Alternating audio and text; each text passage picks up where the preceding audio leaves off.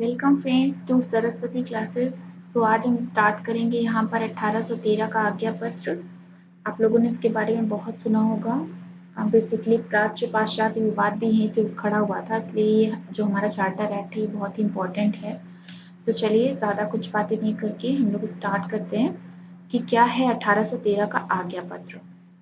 देखिए, पहले क्या होता था कि हर 20 सालों पर कोई भी चार्टर एक्ट को क्या करते थे, पुनरावर्तन करते थे। पुनरावर्तन का मतलब होता है रिकरेंस, यानी क्या चीज़ें कमी रह गई हैं पिछले आज्ञा पत्र में तो उसमें कुछ इम्प्रूवमेंट किया जाता था, इस तरह की चीज़ें होती थी। तो फिर क्या हुआ कि 1813 का जब आज्ञा पत्र आने के पीछे कुछ कारण था। जो ईसाई मिशनरीज थे वो ज़्यादातर वो ये सोचते थे कि हम इंडिया जाएं और वहाँ पर अपने धर्म का प्रचार करें, अपनी शिक्षा वहाँ पर लोगों को दें। तो ऐसा विचार वो करते थे और इसके लिए उन्होंने 1793 में ये प्रस्ताव दिया था ब्रिटिश पार्लियामेंट को कि हमें जाने दिया जाए, हम वहाँ पर अपनी शिक्षा का प्रचार करना चाहते हैं, वगैरह वगैरह। लेकिन क्या हुआ कि इस प्रस्ताव को 1793 में ब्रिटिश पार्लियामेंट ने इसे पूरी तरह से निरस्त कर दिया, अस्वीकार कर दिया। फिर क्या हुआ, 20 सालों बाद जब पुनरावर्तन हुआ, 1813 का चार्टर एक्ट आया। 1813 के चार्टर एक्ट में भी आने से पहले पहले क्या हुआ कि ये प्रस्ताव ब्रिटिश पार्लियामेंट में रखा गया कि ईसाई मिशनरीज जो होते हैं उन्हें भारत जाने दिया जाए और ताकि वो अपने धर्म का प्रचार प्रसार कर सकें, वहाँ के लोगों में अपनी शिक्षा को प्रसारित कर सकें। तो 1813 के चार्टर एक्ट में इस प्रस्ताव को पारित कर लिया गया, लेकिन इसके लिए 3 धाराएं जोड़ी गई, जो चलिए हम ये देखते हैं। पहला क्या है, पहला इसमें था कि मिशनरियों को भारत में प्रवेश और धर्म प्रसार की अनुमति दे दी गई। ठीक है, 1813 के चार्टर एक्ट में पहली चीज जो हुई थी वो मिशनरियों को धर्म प्रसार की अनुमति मिल गई भारत में। दूसरा क्या हुआ कि ईस्ट इंडिया कंपनी द्वारा शासित प्रदेशों में उन्हें शिक्षा का दायित्व भी निभाना पड़ेगा, ऐसा बोला गया। और तीसरी चीज की गई कि प्रति वर्ष 1 लाख की धनराशि साहित्य और भारतीय विद्वानों के प्रोत्साहन के लिए उसमें अलॉट कर दी गई। ये मेन विवाद का कारण था, जो ये 1 लाख रुपए की धनराशि है, यहीं से ये विवाद शुरू हो जाएगा। ठीक है, अब हम इसको आगे पढ़ते हैं। तो क्या कमियां थी 1813 के आज्ञा पत्र में। बेसिक रूप से अगर देखा जाए तो जब 1813 का आज्ञा पत्र आया, ये तो हो गया कि हाँ शिक्षा आपको डिलीवर करने आप जा रहे हो, ठीक है जाइए। लेकिन भारतीयों के लिए शिक्षा का स्वरूप क्या होगा, उनको किस माध्यम में शिक्षा दी जाएगी, ऐसी कोई भी व्याख्या वहां पर नहीं की गई थी। फिर हम सेकेंड पॉइंट इसमें जो कमी थी वो ये थी कि धारा 43, 1813 में धारा 43 की व्याख्या करना मुश्किल हो गया था। धारा 43 में क्या था, मैंने पहले ही बोला कि 1 लाख रुपए की राशि को उन्होंने बोल दिया था क्या कि इसको साहित्य और भारतीय विद्वानों के लिए प्रोत्साहन के लिए खर्च की जाए। लेकिन इन्होंने क्या किया, साहित्य किस तरह के साहित्य, इसकी व्याख्या नहीं की। और क्या नहीं किया कि भारतीय विद्वान, तो भारतीय विद्वानों में भी किस तरह के भारतीय विद्वान, इसकी व्याख्या इसमें स्पष्ट रूप से नहीं की गई। ये इसकी बेसिक कमियां थी। रिजल्ट क्या हुआ, रिजल्ट ये हुआ कि इस 1 लाख रुपए की राशि भिन्न भिन्न तरह से खर्च हुई और जहाँ पे सही जगह इसको लगना था तो ये भारतीय साहित्य के प्रोत्साहन में तो कभी लगी नहीं पाई। ठीक है, इस तरह का विवाद खड़ा हो गया। अब हम देखते हैं भारतीयों की शिक्षा के स्वरूप और व्यवस्था को लेकर के बेसिकली 2 विचारधाराएं सामने आ गई। पहली विचारधारा जो थी वो यह था कि प्राच्यवादी विचारधारा और दूसरी थी पाश्चात्यवादी। अब प्राच्यवादी विचारधारा क्या है और पाश्चात्यवादी विचारधारा क्या है, इसको हम समझेंगे यहाँ पर। देखिए, कुछ लोग तो ऐसा था कि जो ये मानते थे कि हमारी जो पाश्चात्य शिक्षा है उससे हमारा बड़ा डेवलपमेंट होगा। लेकिन भारत में कुछ लोग ऐसे थे जो हमारी संस्कृति, हमारी सभ्यता को ज़्यादा महत्व देते थे। तो उन्हें लगता था नहीं, भारतीय साहित्य का प्रोत्साहन होना चाहिए, उसको डेवलप करना चाहिए और उसके लिए पैसे लगाने चाहिए और हमें एफर्ट लगाना चाहिए। इसी तरह से 2 विचारधाराएं डेवलप हो गई यहाँ पर, एक प्राच्यवादी और दूसरा पाश्चात्यवादी। ठीक है, तो अब हम पढ़ेंगे कि प्राच्यवादी विचारधारा क्या थी और पाश्चात्यवादी विचारधारा क्या थी। देखो, सबसे पहले हमें ये जानना है कि प्राच्य पाश्चात्य विवाद खड़ा कहाँ से हुआ। तो इसकी जो प्राच्य पाश्चात्य विवाद शुरू हुआ था, इसके पहले आया था हमारा 1813 का आज्ञा पत्र। मैंने पहले भी बताया कि उसमें 1 लाख रुपए की राशि दी जाएगी, ये तो बता दिया गया, लेकिन वो कहाँ पे खर्च होगी, किस तरह की शिक्षा पे खर्च होगी, ये नहीं बताया गया। दूसरा प्रॉब्लम क्या था इसमें कि साहित्य जो है, साहित्य किस तरह के साहित्य पे ही पैसे खर्च किए जाएंगे, कौन से भारतीय विद्वानों के प्रोत्साहन के लिए पैसे खर्च किए जाएंगे। तो इन दोनों ही चीज़ों का डेफिनेशन जो है वहाँ पे डिफाइन नहीं किया गया, उसको एक्सप्लेन नहीं किया गया। तो क्या हुआ कि कुछ लोगों का ये मानना तो ये था कि नहीं, जो साहित्य है इसका मतलब अंग्रेजी साहित्य है, अंग्रेजी साहित्य पे खर्च होना चाहिए। कुछ लोगों का मानना था कि भारतीय विद्वान का क्या मतलब है, भारतीय विद्वान का मतलब सिर्फ ये नहीं है कि जो भारत के विद्वान है, जो भारतीय साहित्य को जानते हैं, बल्कि वो विद्वान, भारतीय विद्वान जो अंग्रेजी साहित्य के बारे में नॉलेज रखते हैं, उनके बारे में कहा गया है, इसलिए वो पैसे उन पर खर्च होने चाहिए। इस तरह की चीज़ों को लेकर के ये विवाद खड़ा हो गया। अब इसको हम क्या करेंगे, एक्सप्लेन करेंगे आगे वाली उसमें स्लाइड में कि प्राच्यवादी जो लोग थे वो क्या सोचते थे, पाश्चात्यवाद के लोग क्या सोचते थे, और इन्हीं की सोच की वजह से ही ये विवाद बेसिकली खड़ा हुआ था। तो हम उस सोच को समझेंगे। देखिए क्या था कि जो प्राच्यवादी वर्ग था, यहाँ पे शायद आप लोग को क्लियर हो रहा होगा कि प्राच्यवादी वर्ग जो था इसमें बेसिकली वरिष्ठ और अनुभवी अधिकारी शामिल थे, और जो आपका पाश्चात्यवादी वर्ग था इसमें जो जितने भी नवयुवक कर्मचारी थे कंपनी के वो, और उसके अलावा मिशनरी शामिल थी।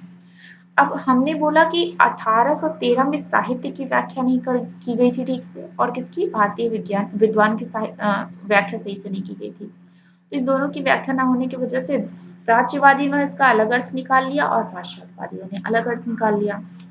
तो प्राच्यवादी कहते थे साहित्य जो लिखा गया 1813 में उसका मतलब है भारतीय साहित्य, ठीक है। और पाश्चात्यवादी कहते थे नहीं, उसमें जो साहित्य बोला गया है, साहित्य के ऊपर पैसे खर्च होने चाहिए, वो साहित्य का मतलब पाश्चात्य साहित्य से है। इसी तरह से फिर प्राच्यवादियों ने बोला कि भारतीय विद्वान जो मेंशन किया गया 1813 चार्टर एक्ट में, उसका मतलब है भारतीय साहित्य के विद्वान। जबकि पाश्चात्यवादी क्या कहते थे कि नहीं, चार्टर एक्ट में जो भारतीय विद्वान मेंशन किया गया उसका मतलब क्या है, उसका मतलब है कि पाश्चात्य साहित्य के भारतीय विद्वान, ठीक है। तो इस तरह की चीजें सामने आई।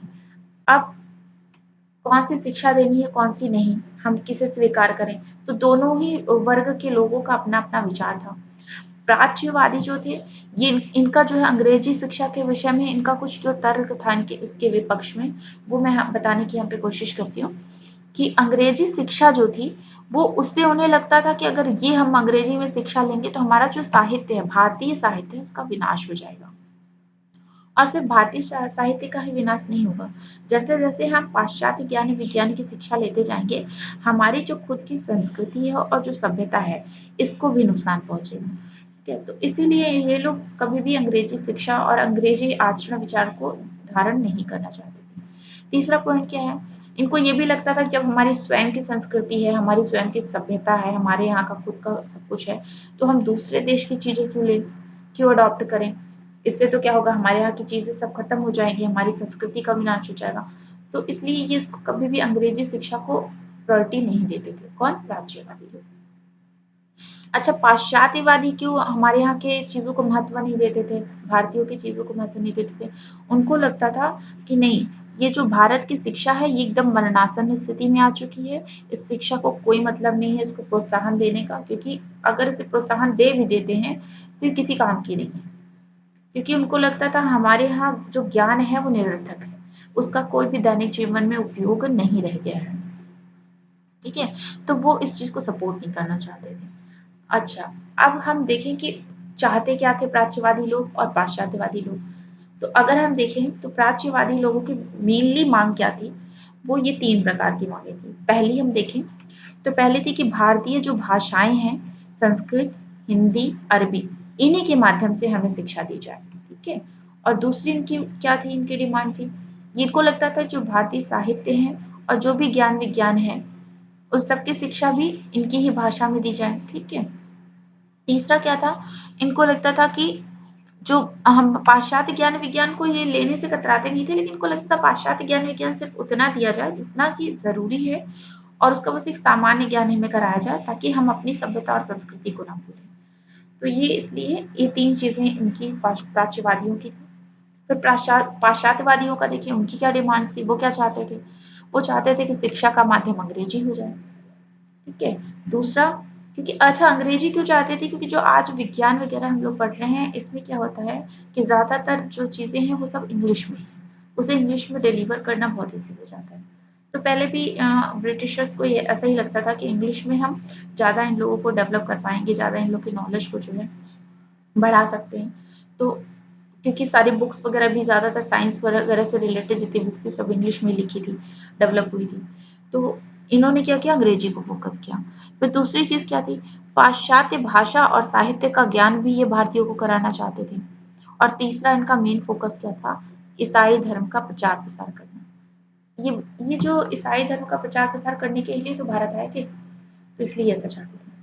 अच्छा, प्राच्यवादी वर्ग के लोग जो अंग्रेजी को समर्थन नहीं दे रहे थे, इसमें भी 2 विचारधाराएँ थी। एक तो जो भारतीय थे वो तो अंग्रेजी को समर्थन इसलिए नहीं दे रहे थे कि हमारी संस्कृति का विनाश हो जाएगा। दूसरे कुछ अंग्रेज भी थे, ब्रिटिशर्स थे, जो चाहते थे कि हाँ, नहीं इनको मत दीजिए अंग्रेजी में शिक्षा, लेकिन उसका कारण कुछ और था, वो थोड़े स्वार्थी थे। उन्हें लगता था अगर इनको ज़्यादा ज्ञान दे दिया गया, ज़्यादा अंग्रेजी में शिक्षा दे दी गई, तो ये सब क्या आ जाएँगे, हमारे इक्विवेलेंट आ जाएँगे। और हमारे अगर इक्विवेलेंट आ गए तो कल हमारे साथ की चीज़ें शेयर करेंगे। और इसको ये लोग अच्छा नहीं समझते थे। इन्हें लगता था कि इन लोगों को बहुत हे दृष्टि से देखते थे ये भारतीयों को, इसलिए ये चीज़ें को अवॉइड करना चाहते थे। इसी तरह पाश्चात्यवाद में भी 2 विचारधाराएँ थीं, एक तो भारतीयों की और दूसरी ब्रिटिशर्स की। ब्रिटिशर्स तो चाहते थे कि अंग्रेजी की शिक्षा दी जाए, ठीक है? तो लेकिन वो अंग्रेजी की जितनी भी साहित्य होते थे उसको प्रेफ़रेंस देते थे। अच्छा, यहाँ के कुछ भारतीय होते थे वो भी इस शिक्षा को लेना इसलिए चाहते थे, कुछ का समर्थन सिर्फ़ इसलिए था, उन्हें लगता था कि हाँ, यहाँ की जो रूढ़िवादिता है उसे ख़त्म किया जा सकता है। जैसे राजा राममोहन राय ने इसको सपोर्ट किया था।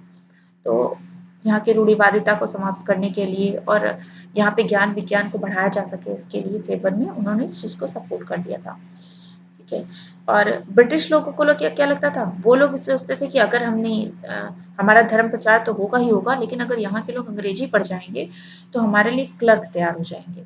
तो हमें बाहर से किसी को लाने की ज़रूरत नहीं है, अपना काम कराने के लिए, अपना शासन करने के लिए हमें यहीं के लोग मिल जाएँगे और हम आराम से अपनी जो भी चीज़ें हैं, वो यहाँ आम जनता तक डिलीवर कर पाएँगे, इन्हीं के माध्यम से। तो इसलिए ये इसको सपोर्ट करते थे। तो यही मेनली प्राच्यवादी और पाश्चात्यवादी विवाद था, ठीक है? विचारधाराओं का विवाद था और इसी विवाद को धीरे-धीरे समाप्त करने के लिए अभी आएगा 1833 का चार्टर एक्ट जो हम नेक्स्ट उसमें पढ़ेंगे वीडियो में और उसके बाद मेन आएगा मैकाले का मिनट जहाँ से ये प्राच्य-पाश्चात्य विवाद खत्म करने की कोशिश करी जाएगी। सो थैंक यू गाइस और हो सके तो इसे लाइक करिए ताकि मैं नेक्स्ट वीडियो बना सकूँ और मुझे भी पता चले कि हाँ, आप लोग इसे पसंद कर रहे हैं। अगर कोई कमियाँ भी हैं तो भी आप कमेंट में लिखिए। Thank you.